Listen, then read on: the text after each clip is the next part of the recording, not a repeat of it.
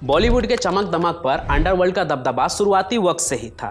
फिर चाहे वो हाजी मस्तान या करीम लाला का वक्त हो या फिर दाऊद का वक्त। अब इन सभी चीज़ों का सबूत देती है बॉलीवुड की वो तमाम फिल्म जहां उन्हें हीरो की तरह दिखाया जाता है।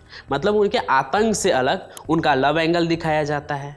और आज जो मैं कहानी आपको सुनाने जा रहा हूँ वो भी कुछ ऐसी ही है। बॉलीवुड में एक नई हीरोइन आती है जो फिल्म में ऐसे ऐसे बोल्ड सीन देती है जिसे देखकर दर्शकों के धड़कनें तेज हो जाती है और फिल्म हिट होती है, हीरोइन सुपर हिट। लेकिन आगे चलकर उस नीली आंखों वाली हीरोइन की एक तस्वीर वायरल हो जाती है एक अंडरवर्ल्ड डॉन के साथ, जिसके बाद उसकी मुश्किलें बढ़ जाती हैं। मीडिया उसे ट्रोल करने लगती है और पुलिस सवाल जवाब, और जिस दर्शक के दिलो दिमाग पर वो छा गई थी वो उसको कहने लगते हैं कि राम तेरी गंगा सच में मैली हो गई। नमस्कार, मैं पंचम प्रकाश और आज मैं आपको क्राइम कनेक्ट पर मेरठ में जन्मी यास्मीन जोसेफ की कहानी से कनेक्ट करूंगा। वैसे मैं आपको बता दूं कि ये उसका असली नाम नहीं है। फिल्म के जगत में उसे लोग किसी और नाम से जानते हैं। अब वो नाम क्या है वो भी मैं आपको आगे बताऊंगा। फिलहाल चलते हैं पूरी कहानी की तरफ। तो आइए शुरू करते हैं।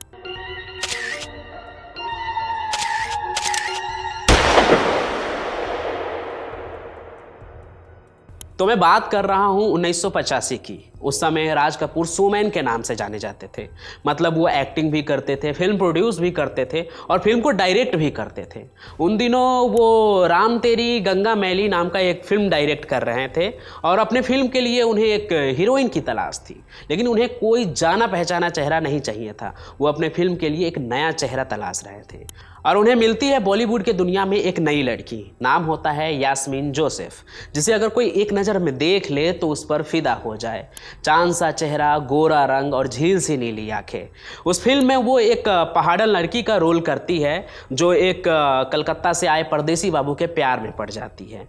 और इसी फिल्म के बाद उसे यानी कि यास्मीन जोसेफ को मंदाकिनी के नाम से इंट्रोड्यूस किया जाता है, जो फिल्म में कई बोल्ड सीन देती है और सेमी न्यूड सीन भी देती है, जिसके बाद फिल्म रिलीज होती है और बॉक्स ऑफिस पर छा जाती है। क्योंकि इससे पहले दर्शक ने कभी हिंदी सिनेमा में ऐसे बोल्ड सीन नहीं देखे थे। अब यहाँ पे फिल्म तो सक्सेस करता ही है, लेकिन उससे कई ज़्यादा मंदाकिनी सक्सेसफुल हो जाती है, क्योंकि वो अपने अदाओं से दर्शकों के दिल और दिमाग पर ऐसे छा जाती है कि कोई उसे भूल ही नहीं पाता है। और फिर जो लोगों के बीच, अपने फैंस के बीच पॉपुलर होता है, उनके पीछे फिल्मी दुनिया के लोग भी होते हैं। उस समय मंदाकिनी का ये हाल था कि उसके आगे पीछे प्रोड्यूसर और डायरेक्टर की लाइन लगी थी कि आप मेरे फिल्म में काम कर लो, आप मेरे फिल्म में काम कर लो। अगले ही साल मंदाकिनी 6 फिल्में करती है, उसके अगले साल वो 7 फिल्में करती है और उससे भी अगले साल वो 9 फिल्में करती है और ये सिलसिला चलते ही रहता है। लेकिन कहते हैं कि मंदाकिनी का यही सक्सेस उसके डाउनफॉल का वजह बन जाता है। क्योंकि उस समय क्या था ना कि अंडरवर्ल्ड जो था वो बॉलीवुड से इस तरह जुड़ा हुआ था कि वो अगर चाहे तो किसी का करियर बना भी सकते थे और किसी का बिगाड़ भी सकते थे। और आगे चलकर मंदाकिनी का जो अंडरवर्ल्ड से कनेक्शन निकल कर सामने आता है वो एक तरह से के करियर को करीब करीब ख़त्म ही कर देता है। होता ये है कि बी टाउन में मंदाकिनी खूब ज़्यादा पॉपुलर हो रही थी, खूब सक्सेस कर रही थी। ऐसे में अंडरवर्ल्ड के लोगों का नज़र उस पर पड़ना लाजमी ही था और मंदाकिनी पर तो सीधे दाऊद की नज़र पड़ती है, यानी कि डी कंपनी का जो हेड होता है उसकी नज़र पड़ती है। और एक बार जिस पर दाऊद की नज़र पड़ गई उससे बचकर भला कौन भाग सकता था। फिर धीरे धीरे ये भी बात बनने लगती है कि दाऊद और मंदाकिनी का अफेयर चल रहा है। अब भले ही मंदाकिनी के लिए ये रास्ता नया हो, लेकिन दाऊद का जो बॉलीवुड में दखल था वो तो काफ़ी पहले से था। वो अपना जो काला पैसा था वो बॉलीवुड में लगाता था और जिस भी हीरोइन के साथ उसका चक्कर चलता था वो उसकी सिफारिश भी करता था डायरेक्टर और प्रोड्यूसर से कि इसे अपने फिल्म में ले लो। और कहने वाले तो ये भी कहते हैं कि दाऊद तो पूरे तरह से मंदाकिनी पर लट्टू हो गया था उसके अदाओं पर, और इसलिए ही मंदाकिनी भी आगे चलकर उससे नज़दीक बढ़ाती है। वैसे माना तो ये जाता है कि उस वक्त दाऊद जिसका चाहता उसका करियर बॉलीवुड में बना देता, लेकिन जब मामला यहाँ पर बॉस के गर्लफ्रेंड का था तो कोई रिस्क नहीं लेना चाहता था। डायरेक्टर से लेकर प्रोड्यूसर सब इसी डर में रहते हैं कि अगर कहीं कुछ गलती हो गई उनसे और उनकी शिकायत डॉन तक पहुँच गई तो क्या होगा। तो जहाँ एक वक्त उसके आगे पीछे डायरेक्टर और प्रोड्यूसर की लाइनें लगी होती थी और साल के साथ साथ फिल्म करती थी, अब उसके पास 2 फिल्म का काम भी नहीं बचता है। ऊपर से 1994 में दाऊद के साथ उसका एक फ़ोटो वायरल हो जाता है। अब मंदाकिनी का जो ये रिश्ता था पूरे बॉलीवुड और देश के सामने आ जाता है, जिसके बाद उन पर ये भी आरोप लगने लगते हैं कि वो दाऊद के साथ दुबई में रह रही है। अब यहाँ होता क्या है ना कि 93 में मुंबई में ब्लास्ट हुआ था, जिसके बाद से जो ये दाऊद होता है वो फरार चल रहा था, और फिर 94 में वो दाऊद के साथ उसका फ़ोटो वायरल होता है जिसमें वो दुबई के स्टेडियम में उसके साथ क्रिकेट मैच देख रही होती है।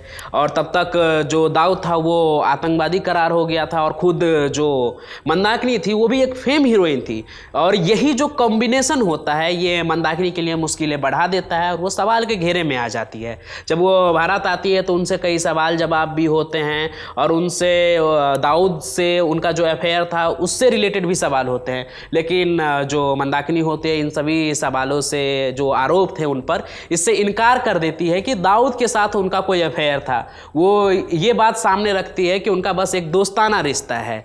लेकिन सबके मन में बस एक यही सवाल खटकता है कि आखिर बॉलीवुड की हीरोइन का अंडरवर्ल्ड के डॉन से कैसा दोस्ताना रिश्ता हो सकता है। खैर जो भी हो, उन्हें इन पूरे मामले से क्लीन चिट मिल जाता है, और लेकिन दाऊद का जो नाम होता है वो उनका पीछा नहीं छोड़ता है। और चूंकि एक डॉन के साथ उनका नाम जुड़ा था, इसलिए बॉलीवुड में भी उनकी पूछ कम हो जाती है। उन्हें फिल्म ना के बराबर ही मिलते हैं। 1996 में वो एक फिल्म करती है गोविंदा और आदित्य पंचोली के साथ। फिल्म का नाम होता है जोरदार, और इस फिल्म के साथ ही मंदाकिनी बॉलीवुड से भी जोरदार अलविदा ले लेती है। हालांकि सभी मंदाकिनी का नाम सिर्फ दाऊद से जोड़कर देखते हैं, लेकिन बहुत कम लोगों को ये पता होगा कि मंदाकिनी ने 90 के दशक के शुरुआत में ही शादी कर ली थी एक बौद्ध भिक्षु रहे रिम्पोचे ठाकुर से, और वो एक माँ हैं और उसके 2 बच्चे भी हैं। उन्होंने दर्जनों फिल्म किए, लेकिन फिर भी सिर्फ उन्हें 2 चीज़ों के लिए याद किया जाता है। एक तो राम तेरी गंगा मैली में दिए गए उनके बोल्ड सीन के कारण, और दूसरा दाऊद के साथ जो उनका कंट्रोवर्सी हुआ था, जिसके बारे में खुद मंदाकिनी भी ये कहती है कि अब वो इन सभी चीज़ों से ऊब गई है, क्योंकि दशकों बाद भी उन्हें उन्हीं सब चीज़ों का सफाई देना पड़ता है एक तरह से, जिसके बारे में अब वो बात नहीं करना चाहती, जिसके बारे में वो याद नहीं करना चाहती। बाकी मंदाकिनी के कहानी में बस इतना ही। आज मैंने आपको क्राइम का वो कनेक्शन बताया है जिसने बॉलीवुड के एक प्रॉमिसिंग एक्ट्रेस का करियर ख़त्म कर दिया। ये अंडरवर्ल्ड की बॉलीवुड से जुड़ी एक इंटरेस्टिंग कहानी थी, तो मैंने सोचा कि इसे क्राइम कनेक्ट के फैमिली के साथ शेयर किया जाए, सो मैंने बताया। बाकी मैं नए सफ़र में एक किसी और नए कहानी के साथ मिलूँगा। नए किरदार होंगे, उसमें क्राइम की नई कहानी होगी, लेकिन मैं यहीं आपको मिलूँगा क्राइम कनेक्ट पर। आप देखते रहिए, हमारे चैनल को सब्सक्राइब कीजिए, और मंदाकिनी और दाऊद से जुड़े चीज़ों पर आपका अपना क्या विचार है, आप क्या सोचते हैं, वो हमें कमेंट कीजिए। फिर मिलेंगे, तब तक स्वस्थ रहिए, सुरक्षित रहिए और रहिए सतर्क। मिलेंगे फिर, तब तक के लिए धन्यवाद।